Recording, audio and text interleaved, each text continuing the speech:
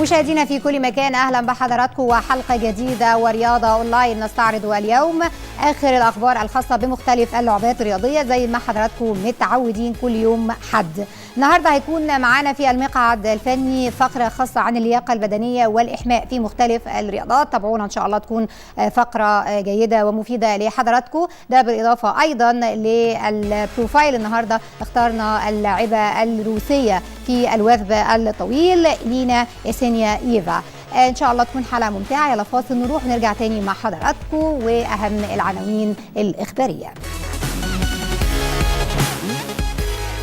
عناوين الأخبار: الأهلي والأولمبي يستضيفان ربع نهائي كأس اتحاد اليد. الصيد يتوج بالدرع العام للتنس الأرضي على حساب الجزيرة. ثلاث لاعبات سلاح الأهلي في البطولة العربية لأندية سيدات الطائرة. نهائي مصري في بطولة العالم للسكواش بعد تأهل الوليلي. الشرباجي يتأهل لنهائي بطولة العالم للسكواش. سيدات طائرة الأهلي يستعين بالكينية فايوليت ماكوتو. مصر تحصد برونزيتين في بطولة جنوب إفريقيا الدولية لريشة الطائرة. رمضان درويش يشارك في بطولة الأساتذة بروسيا. الجودو يجتمع مع محافظ بورسعيد للتنسيق لتنظيم البطولة العربية للأندية. أكبر مشاركة للاعبات في الألعاب الإقليمية التاسعة للأولمبياد الخاصة. مصر تستضيف البطولة العربية والأفرو آسيوية لرفع الأثقال. يلا نبدأ مع حضراتكم بأولى الأخبار النهاردة. مصر تستضيف البطولة العربية والأفرو آسيوية لرفع الأثقال، إضافة إلى الأحداث الرياضية الكثيرة التي تستضيفها مصر في الفترات الأخيرة. مصر والاتحاد المصري لرفع الأثقال بينظم البطولة العربية شباب وناشئين كبار، وأيضا البطولة الأفرو آسيوية رجال وسيدات، وتحتية إنشائية رياضية تضاهي كبرى الدول المتقدمة رياضيا. نتمنى طبعا أكيد التوفيق لمصر. هيكون معانا رئيس الاتحاد المصري لرفع الأثقال عبر الهاتف دكتور محمود. أهلا بحضرتك معانا، ونتمنى إن شاء الله أكيد ليكم ولكل السادة المسؤولين النجاح في تنظيم هذه البطولة. الصوت بس يا ريت ان هو شكرا بقول لحضرتك. شكرا لحضرتك يا فندم. احنا عايزين نعرف من حضرتك من خلال هذا الاتصال الهاتفي اخر الاستعدادات لاستضافه هذا الحدث الرياضي الكبير. هو ان شاء الله بكره الفرق هتوصل، يعني تم تاكيد تقريبا 13 دوله عربيه هيشاركوا في البطوله، في حدود 150 لاعب ولاعبه. طبعا البطوله بيحضرها سكرتير الاتحاد الدولي الاستاذ محمد خلود. طبعا تقريبا معظم الدول العربيه الحمد لله مشاركه بوفود كبيره، يعني الحمد لله. المنافسات هتبتدي يوم الاربعاء خميس وجمعه ان شاء الله، ويوم يوم الثلاث هيبقى اجتماع الاتحاد العربي واللجنه والاجتماع الفني للبطوله، واللي على اساسها هتحدد مواعيد البطوله ان شاء الله. اكيد. هل هيكون في حفل افتتاح لهذه البطوله؟ طبعا هيبقى حفل بسيط كده، حاجه بسيطه، يعني عروض الاعلام والدول المشاركه وكلمه بسيطه لرئيس الاتحاد الدولي، وبعدها نبتدي المنافسات مباشره ان شاء الله. نعم دكتور محمود، هما البطولتين اتنين، يعني بطولتين في واحد، بطوله عربيه وافرو اسيويه. دي منفصله عن دي يا فندم؟ هي بتبقى المباريات واحده، بس النتيجه بتتحسب في الماتشين، يعني ما بيلعبوش ماتشين مع بعض، لا هو ماتش واحد، وبتتحسب النتائج العربيه لوحدها والافرو اسيويه لوحدها. نعم. بالنسبه لعدد الدول المشاركه تقريبا في هذه البطوله؟ يعني في حدود 14 دوله.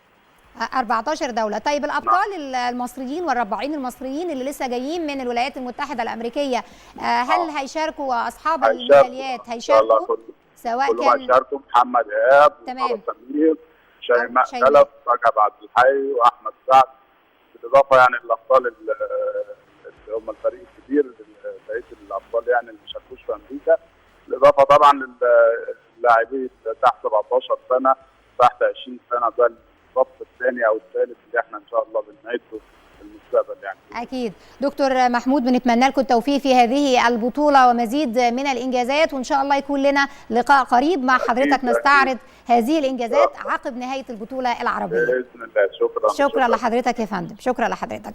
هنكمل مع حضراتكم أخبارنا. أكبر مشاركة للاعبات في الألعاب الإقليمية التاسعة للأولمبياد الخاص. تفاصيل هذا الخبر.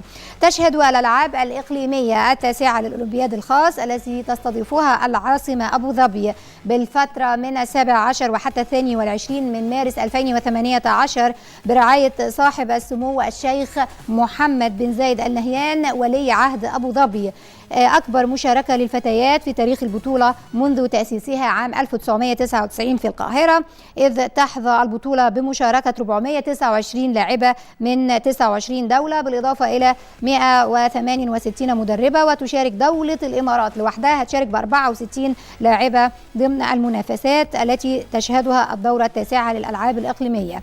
عن مشاركة اللاعبات في إقليمية أبو ظبي التاسعة، أضاف شريف الفولي مدير عام الألعاب والمسابقات إن الجزائر هتشارك ب 26 لاعبة، والبحرين ب 11 لاعبة، ومصر ب 38، وإيران 14، والعراق 22، والأردن 11، ولبنان 26، وليبيا ب 18، وموريتانيا ب 6، والمغرب ب 6، وعمان 37، وفلسطين 16، وقطر 9، والسودان 6، وسوريا 38 لاعبة، وتونس 17 لاعبة، والإمارات طبعا العربية زي ما قلت لحضراتكم هتشارك ب 64 لاعبة. أكيد نتمنى لدولة الإمارات التوفيق في استضافة هذا الحدث الأولمبي الكبير.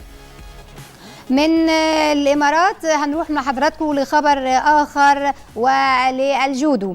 الجودو يجتمع مع محافظ بورسعيد لتنظيم البطولة العربية للأندية.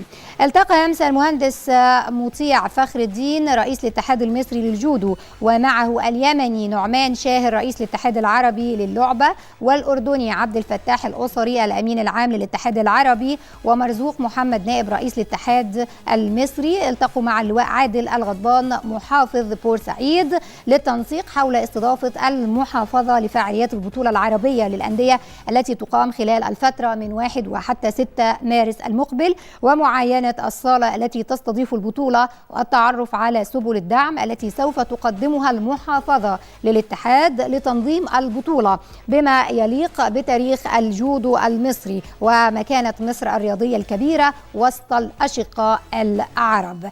يعني الخبر ده أجمل ما فيه إن هذه البطولة هتبعد عن العاصمة، هتبعد عن القاهرة، وهتبدأ تتجه إلى المحافظات. طبعا التفكير ده كل التحية والتقدير لصاحب هذه الفكرة لنقل التمركز من العاصمة إلى محافظات مصر.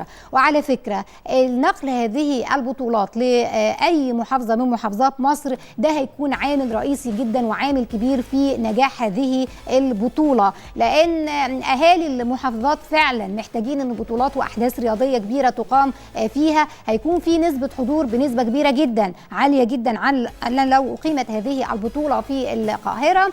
هيكون زي ما قلنا في تشجيع وفي دعم كبير، وهيكون في ممكن نقول كمان ترويج سياحي لهذه المحافظة. علشان كده احنا كمان بنأيد هذه الفكرة، نتمنى لهم يا رب التوفيق في تنظيم هذه البطولة ونجاح محافظة بورسعيد.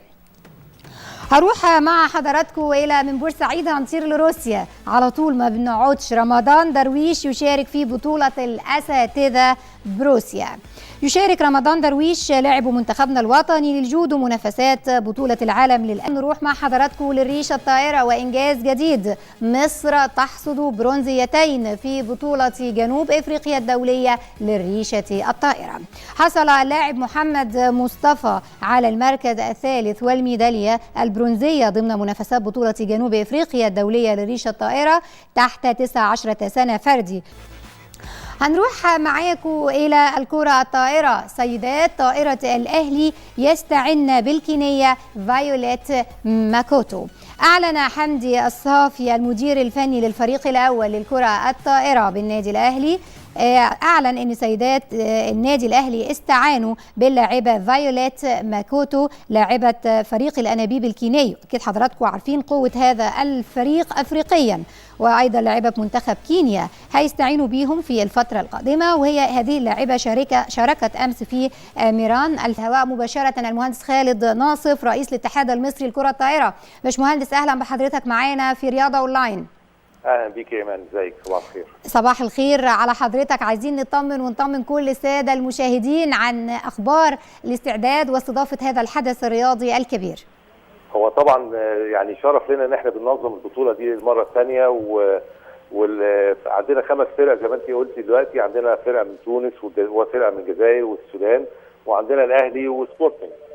بالاضافه انه طبعا انت عارفه انه الاهلي هو بطل البطوله دي السنه اللي فاتت اكيد، وكان بيلاعب كان قدامه المجتمع البترولي اللي هو في الجزائر. فاتوقع ان المنافسه المره دي هتبقى قويه، لانه اعتقد الفريق التونسي برضه جاي عايز ياخد نصيبه في البطوله دي. نعم، الاهلي النهارده هيبدا اول مبارياته. النهارده الاهلي هيلعب النهارده الاهلي مع سبورتنج الساعه 6 دي اولى اللقاءات المفروض. تمام. الافتتاح. من برايك طبعا كابتن خالد، يعني من اكثر الفرق المنافسه في هذه البطوله للنادي الاهلي؟ اعتقد المجمع البترولي الجزائر والصفاقسي التونسي. نعم. زي ما بقول لك. نعم، دول بالنسبه طبعا يعني ما نقولش حاجه على السبورتنج والسودان، ولكن دول اكثر الفرق اللي هتكون مشاركه، يعني لها فرص اكبر في المنافسه. تمام. طيب بالنسبه للاستعدادات حفل الافتتاح، هل هيكون في الشخصيات المتوقع حضورها النهارده؟ والله احنا بعتنا دعوه لمعالي الوزير، طبعا ارسلنا دعوه وهنكلمه ليأكد ان هو الحضور، بس هو لسه ما اكدش حضوره. بعتنا اللجنه الاولمبيه كلها بكامل طاقمها. احنا مش هنعمل افتتاح يعني حاجه اكثر من دخول الفرق بس الطابور العرض، واذا كان كلمه افتتاح وخلاص، مفيش يعني. تمام. باشمهندس خالد، هل هذه البطوله مذاعه على الفضائيات؟ ايوه ان شاء الله. تمام. اول لقاء وحفل افتتاح تمام يكون الساعه كام؟ الساعه 6 ان شاء الله في صاله 2. الساعه 6. تمام. يعني احنا اكيد بنتمنى التوفيق لحضرتك ولكل الفرق المشاركه في هذه البطوله، ان شاء الله باداء مباريات طيبه ونتائج طيبه، ونتمنى اكيد لحضراتكم الاتحاد المصري النجاح في استضافه وتنظيم هذه البطوله. ان شاء الله. ربنا شكرا لحضرتك باشمهندس. شكرا. شكرا. لسه مع حضراتكم مشاهدينا الكرام بنستكمل أهم فقراتنا، وشكرا للزملاء وزميلة مروة على المتابعة الثورية لمختلف الأحداث، خاصة الأحداث اللي بتستضيفها مصر. الشرباجي يتأهل لنهائي بطولة العالم للسكواش. يعني دايما أخبار السكواش بصراحة دايما بتفرحنا، ودايما يعني بتضيف البهجة لمختلف الحلقات عندنا، لأنها دايما نتائج إيجابية، ودايما المنافسة فين، يعني زي ما قلت لكم دايما هي البسمة الجميلة في الرياضات المختلفة. هي عندنا بتكون رياضة الاسكواش، لأنها هي بتتسيد الرياضات العالمية ودائما على قمة التصنيف في مختلف البطولات، وده أكيد مش جاي من فراغ، ده أكيد في جهد كبير، في فكر، في تنظيم، في عوامل نجاح كثيرة متوفرة لدى هذه الرياضة بوجه عام، والمنتخب طبعا الكبير بوجه خاص، والاهتمام بالناشئين أكيد، لأن كل دول في عندنا في كل يوم نجوم بتطلع جديدة. يعني صحيح النجوم برضو الكبار موجودة، لكن برضو بدأ في بعض النجوم وبدأ المواهب الأخرى بتظهر، وزي ما قلنا أكيد هم البسمة الجميلة اللي دائما تضاف إلى الرياضة المصرية في مختلف اللعبات. نهائي مصر في بطولة العالم للسكواش أيضا بعد تأهل الوليلي لسه مع حضراتكم، لكن ده بالنسبة للنساء. تأهلت رنيم الوليلي لاعبة المنتخب الوطني للسكواش للدور النهائي لبطولة العالم. الخبر التالي معانا 3 لاعبات سلاح الأهلي في البطولة العربية لأندية سيدات الطائرة. يسعى فريق سيدات الكرة الطائرة بالنادي الأهلي بقيادة مديره الفني حمدي صافي للاحتفاظ بلقب البطولة العربية للأندية للسيدات اللي بتستضيفها مصر بدءا من اليوم زي ما قلنا لحضراتكم وحتى يوم 22 ديسمبر، واحنا لسه طبعا قايلين مع حضراتكم متابعين هذا الخبر مع المهندس خالد ناصف رئيس الاتحاد المصري. وطبعا يعني بنأكد برضو، وأكد لنا ان زي ما قلنا في 5 فرق منهم فريقين 2 مصريين المصريين الاهلي وسبورتنج، لكن زي ما هو قال برضو او نقلا عنه ان المنافسه هتكون قويه ما بين الاهلي والصفاقسي والمجمع الجزائري. دي الفرق المتوقع عليها المنافسه حتى النهايه، لكن احنا اكيد بنتمنى لكل الفرق التوفيق، اكيد بنتمنى لكل جماهير وعشاق الكره الطائره الاستمتاع بهذه البطوله، وبنتمنى بقى على مستوى شخصي لمصر وللرياضه المصريه والاتحاد المصري لكره الطائره النجاح في تنظيم واستضافه هذه البطوله. يلا نروح مع حضراتكم لخبر اخر. الصيد يتوج بالدرع العام للتنس الأرضي على حساب الجزيرة. توج نادي الصيد بالدرع العام لدوري التنس الأرضي للموسم الحالي عقب فوزه على نظيره الجزيرة في النهائي اللي أقيم على ملعب الأخير.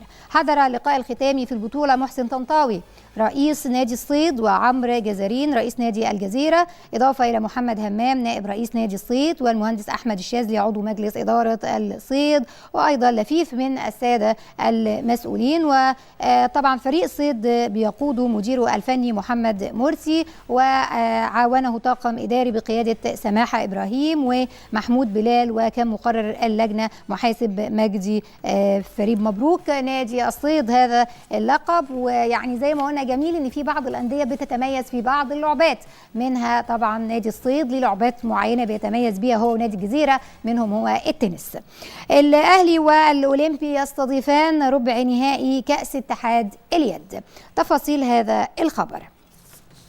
حددت لجنة المسابقات باتحاد كرة اليد صالتي الأهلي والأولمبي لاستضافة منافسات ربع نهائي كأس الاتحاد الذي يقام بدون اللاعبين الدوليين. من المقرر أن تقام الجولة الأولى في هذا الدور يوم 21 من ديسمبر الجاري بمواجهات بين 6 أكتوبر مع الشمس والأهلي مع البنك الأهلي على صالة الفريق الأحمر، بينما يلتقي الأولمبي مع سموحة، الزمالك مع سبورتينج على صالة الزمالك. بينما تقام منافسات اليوم الثاني بهذا الدور يوم 22 من نفس الشهر بمواجهات البنك الأهلي مع 6 أكتوبر، الشمس مع الأهلي على صالة سبورتينج مع الأولمبي، وسموحة مع الزمالك على صالة الأولمبي. أيضا الشمس هيلتقي مع البنك الأهلي، و6 أكتوبر مع الأهلي على صالة النادي الأهلي، سبورتينج مع سموحة، الزمالك مع الأولمبي على صالة الأولمبي. ده هيكون يوم 23 ديسمبر. تقام هذه المسابقة بدون اللاعبين الدوليين نظرا لارتباط اللاعبين مع المنتخب اللي بيستعد لبطولة كأس الأمم الأفريقية المقامة في الجابون. دي كانت أهم الأخبار اللي معانا النهاردة، لكن لسه رياضة أونلاين مستمر مع حضراتكم. وزي ما قلت لحضراتكم النهارده لقاءنا الحواري هيكون عن الإحماء واللياقة البدنية، تابعونا. أما الفقرة القادمة هي البروفايل الخاصة بالروسية، اللاعبة الروسية لاعبة الوثب الطويل إلينا إسينيا إيفا. تابعوا معانا البروفايل ونرجع تاني مع حضراتكم.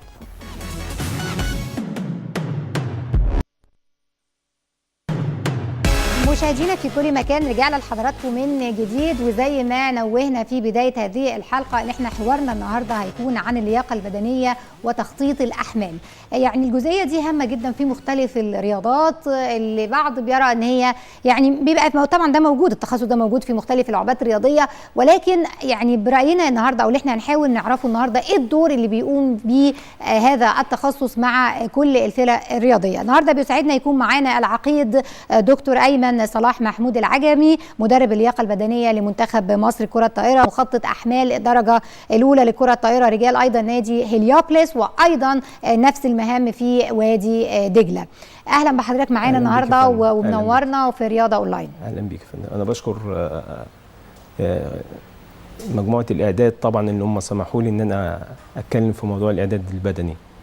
دكتور أيمن، يعني طبعا حضرتك منورنا، واكيد اضافه لينا النهارده لان احنا حبينا نلقي الضوء على هذه النقطه بالتحديد، وهي اللياقه البدنيه يعني الحمل التدريبي للاعب وكيفيه الاعداد له. هي حضرتك دي بتبقى مشكله كبيره، لان هو يعتبر ميزان الملعب بالنسبه للمدير الفني وباقي الطقم اللي معاه، اللي هو الاعداد النفسي، وسواء باقي الاعداد بالنسبه المهاري والاعداد النفسي والاعداد الخططي. المشكله هنا انا من وجهه نظري يا فندم ان انا قسمت الاعداد البدني لاربع حاجات او 4 مستويات.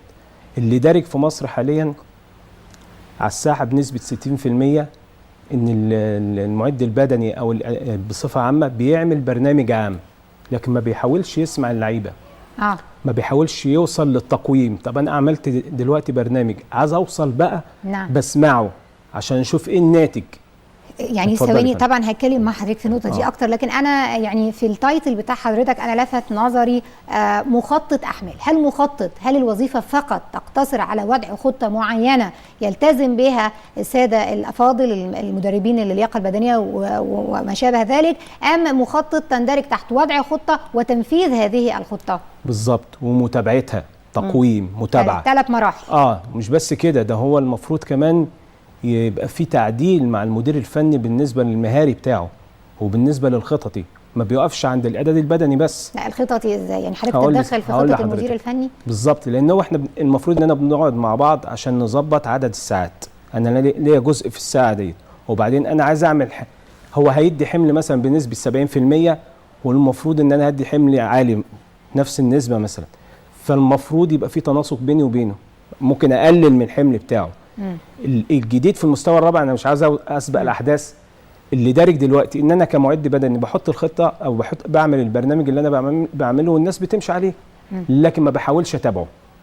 ده اللي موجود في مصر. انا ما بتكلمش على دول العالم. لما مش حضرتك اللي بتنفذه ولا مين اللي انا بنفذه، بس بيبقى في، ما هو انا دلوقتي لما المعد البدني يبقى ناجح في حاجه وفي تقصير في المهاري والخططي، القصه كلها بتبوظ. لو ال3 كويسين والنفسي مش موجود، النفسي بيشكل 80% من العمليه التدريبيه نفسها. فده بيعمل مشكله بالنسبه لموطقه التدريب ككل. نعم. دي حاجه. الحاجه الثانيه، ده المستوى الدارج بنسبه 60%، نسبه فعاليته 10%. عشان كده بصطدم لما باجي الاعب فرق بره. الفرق بره عندها حاجه في المستوى الرابع اسمها بنك الاحجام التدريبيه. يعني واحد معاه سيديهيه خاصه بيه لكل لاعب، انت عملت ايه التاريخ البدني بتاعك اللي انا هبني عليه. انا ما عنديش الكلام ده، مش موجود. عشان كده اصابات بتظهر، وبعدين ببقى طالع طقم مش كامل، يعني معيش معد نفسي، ممكن ما بقاش معايا، ممكن يبقى معايا دكتور بشري ومعيش دكتور اصابات ملاعب، وارد. لكن المهم في القصه ديت ان لازم يبقى فيه تاريخ بدني للاعب. طب انت دلوقتي مثلا هنفترض توليت مهمه فريق معين، هتعرف التاريخ البدني ازاي اذا كان ده حاجه مش متارشفه مش موجوده؟ بالظبط. هبدا انا اعمله. انا بدات القصه دي في منتخب مصر كره طايره، فعلا بدات اعمل لكل بنت تاريخ بدني، تاريخ وطلبت من المدير الفني ان انا عايز تاريخ مهاري. نعم. على سبيل المثال، البنت بتلعب سيرف او ضربه ارسال، البنت دي لعبت كام ضربه ارسال الفتره اللي فاتت، لان ده حمل بيتحول لحمل بدني. الشق ده مهم جدا، بيتحسب من ضمن البنك الاحمال التدريبيه او البنك الاحمال المهاريه وعدد الساعات. حضرتك تسمع مصطلح اللاعب ده لعب كام مباراه دوليه، ما بيتعديش كده. ده المعنى ده لازم يتحول لنسبه. الناس بره شغاله كده، فانا بصطدم بالكلام ده، بصطدم ببنك احمال تدريبيه بره، وانا طالع ما عنديش تاريخ اصلا. يعني طالع ما عنديش تاريخ، وبعدين يبقى الفريق نفسه ناقص، ما فيش معد نفسي. ممكن يبقى المدير الفني طالع ما هوش مخطط احمال. صحيح. كتير قوي في الفرق، بالذات بتظهر في الفرق الجماعيه. لكن الفرق الفرديه ظاهره ان هو في تدريب، لانه بيتعامل مع الزمن، بيتعامل مع مثلا في العاب القوى بيتعامل مع طول العارضه في الوثب العالي، في الوثب وهكذا. بيتعامل مع اداء او المسافه في الدفع. لكن بالنسبه للالعاب الجماعيه عايزه تتفك. يعني برايك برضو من اهم الفرق الجماعيه ام اللعبات الفرديه احتياجا لمخطط الاحمال؟ افندم، يعني مين اكثر احتياجا؟ الاثنين مهم، لكن مين الاكثر احتياجا ضروري جدا بالنسبه له؟ الالعاب الجماعيه. هل الالعاب الجماعيه لان الفرد عارف طريقه، وبعدين هو علم نفسه، لان هو بيتميز اي لاعب في الالعاب الفرديه ان هو عنده مثابره. تمام. وممكن يقدر ينفذ البرنامج لوحده. يعني عارف هو بيعمل ايه والكلام ده كله. وبعدين انا بيني وبينك التست، اختبار. انت وصلت لايه وليه برنامج زمني ماشي بيه. عشان كده حضرتك تلاقي الالعاب الفرديه بتوصل بسرعه. لو احنا ظبطنا موضوع، انا بتمنى ان الاتحادات تتبنى فكره البنك الاحمال التدريبيه، عشان على الاقل نلاقي ناس واقفين مثلا في الستارت بتاع الاولمبيات بالنسبه لالعاب القوى، بالنسبه للسباحه. لكن الالعاب الجماعيه محتاجه تتفك، محتاجه انظر للاعب على انه لاعب فردي وليس جماعي. طب احنا لو دخلنا في المستوى ده، المستوى الاول اللي بكلم حضرتك عليه، تمام، ده اللي دارج في مصر. المستوى الثاني متقدم، ان انا بعمل اختبارات، بعتمد على الاختبارات وبناء عليها بعمل حاجه اسمها شرائح تدريبيه متشابهه. صحيح. الشرائح التدريبيه المتشابهه ديت المفروض يبقى في تقويم، ما بيتمش، ولكن هو مشي في الخط ده. ده بالنسبه للبدني. المهاري نفس القصه، المهاري المفروض كمان يبدا يشتغل على الفكر ده. بتلاقي مدير فني مثلا، تخصص حضرتك مش مهاري، احنا بنلعب في الجزء البدني بالظبط كده. المهاري ده المفروض ان هو مش تخصصك او مش تخصص الاحمال، انت بتدي بس بعض ممكن نقول النصائح او بعض الارشادات اللي هي بتساعده، لان ده هيبوظ شغلنا. صحيح، بتساعده في ان هي تبقى اصل هي منظومه متكامله، خلينا واقعيين، يعني مفيش حاجه منفصله عن الثانيه، كله بيكمل بعض. بالظبط. فالمستوى الثاني ده مهم جدا. ثاني حاجه، لو انا ما اشتغلتش فيسيولوجي بالظبط، ادي العنصر الثالث، ادي واحد. يعني في دول بره، احنا عندنا اللي وصل عندنا مثلا ساعه البولر اللي بتقيس النبض بتاع كل لاعب وبتحدد حاجه اسمها التريننج زون، صحيح، هي بتعلى. صحيح، تمام. طب انا ما اشتغلتش على الكلام ده ليه؟ وافاجئ لان انا يعني ايه، اختلطت بالفرق الدوري الممتاز، اختلطت بالمنتخب من خلال منتخب الطايره. انا لاحظت حاجه. حلو، قول لنا بقى التجارب بتاعت حضرتك. المشكله هنا دلوقتي، خلينا نستفيد. المشكله ايه؟ ممكن تلاقي منتخب طالع مش كامل، معهوش معد بدني، مش موجود، ممكن يعدوا ده شفته بعينيك فعلا، يعني التجارب دي حقيقيه. تمام. معد بدني ممكن يعد المنتخب في مصر وملوش علاقه باللي هيتم بره، دي يعني حاجه. مجرد وجوده هنا، مجرد وجوده خلاص. ده فكر مدير فني. دي حاجه. الحاجه الثانيه، او يمكن امكانيات ليه تقول موجوده. ما انا اقول لحضرتك على حاجه ثانيه كمان. دكتور نفسي مش موجود. هو ايه اللي بيفرق بينه وبين الدول الاوروبيه؟ الثبات الانفعالي. عندك ثبات انفعالي، انت اللي هتكسبي. صحيح. الدول كلها متشابهه، الدول الاوروبيه، ما بتكلمش عن الدول العربيه او مصر، الدول كلها متشابهه في علم التدريب. صحيح. وبيكمل ادواته كلها. طب ايه اللي يخليك انت تفوز على زميلك؟ الثبات الانفعالي. علم النفس بيتدخل هنا. فين بقى علم النفس؟ مش موجود. مش موجود. احنا عندنا كدول عربيه. طيب، سوء تخطيط حمل التدريب مهم جدا. يعني انا ما عنديش حمل التخطيط في حمل التدريب بالشكل اللي انا هوريه لحضرتك نماذج. بنك عامله لاحد البنات، يعني انا طبعته لاحد البنات. بيبقى البنت لما تيجي ترجع لي تاني ان انا باخد نسبه من التاريخ بتاعها واضيف نسبه معينه عشان ارتقي بيها السنه اللي بعديها. لكن هي ما عندهاش حاجه. المدرب بيجي بيلاقي نفسه بيسلم لمدرب تاني، سواء في اي نادي، مش هذكر اسم، واللاعبين مبهمين بالنسبه له، مفيش حاجه خالص. هيبدا من اول وجديد تاني كانه لسه بيدرب ناشئين. صحيح. فده اللي بيعمل تذبذب في المستوى، وده برضو اللي بيقول ان انا ايه، ما بكملش بره ليه؟ وبسال وعمال اغير في المدير الفني. ما هي المشكله دلوقتي مش كمان الاتحاد، لا، المشكله في المدرب. انت عملت ايه من الاول؟ الداتا بتاعتك. انا ما قاومتش المدرب ليه؟ ما قاومتش المدير الفني ليه؟ دي حاجه. الحاجه الثانيه، بضطر اروح اجيب مدرب من بره، تمام، عشان يبدا يعمل لي القصه دي. ولو عمل حاجه غريبه ابقى انا فرحان بيها. ما انت لازم تقاومه، ما انت بتديله فلوس. انت لازم تقاوم المدرب الاجنبي اللي انت جايبه من بره. طيب، عشان كده المدراء الفنيين الاجانب لما بييجوا بيقولوا احنا هنجيب معانا مساعد ومخطط احمال معاه، لان هم عندهم فكره اننا مش فاهمين. لا، احنا فاهمين كويس. يعني في ناس في مصر فاهمه اكتر من الناس بره بكتير في موضوع التدريب ده. بس انت ادي فرصه للناس، ما يبقاش كلها ايه، يعني اللي انا اعرفه اجيبه. ما ينفعش. انا بطلع باسم بلد. انا لما اجي في الاتحادات اطلع باسم بلد، ما اعملش اداره للمال العام، ادخل ناس ما لهاش علاقه بالموضوع وتطلع وتمثل مصر بره وتتحسب عليا، واسيب ناس ما كويسه. هي دي المشكله. طيب، خليني برضو اسال هذا السؤال، يعني ورد لذهني الان. مخطط الاحمال تخصصه بيجمع بين الناحيه الفنيه والناحيه الطبيه شويه، لانه بيبقى عارف لازم قدرات اللاعب وتحمله وعضلاته، وفيها في ناحيه معينه. هو بيكون خريج ايه؟ تخصصه ايه اصلا في دراسته؟ هو المفروض بيبقى دارس. يعني وضح لنا. اسمعه ان انا ابقى عارف ايه اللي بيتم داخليا عنده. تحليل. يا تكشف عليه مش تسمعه، يعني يتكلم. لا، انا بتكلم بصفه يعني ان ايه، لازم ابقى متابعه فيسيولوجيا. تشخصه يعني. تشخصه. تمام. وبعدين في حاجه مهمه جدا خاصه، يعني مثلا ايه، المدير الفني بيدي زي كره القدم، بيقول للعيبه انا عايزكم تضغطوا على الخصم. اللعيبه هتضغط على الخصم ازاي؟ لازم انت توضح اكتر، تضغط ايه، حلل يعني ايه تضغط على الخصم. تمام. يعني انت عايز تحمل قوه، عايز قوه مميزه بالسرعه، عايز حاجه اسمها الفي اوتو ماكس، الحد الاقصى لاستهلاك الاكسجين. انت عملت الكلام ده عشان تقول اضغطوا عليه؟ لا، انا ده بقى بتاعت المعد البدني.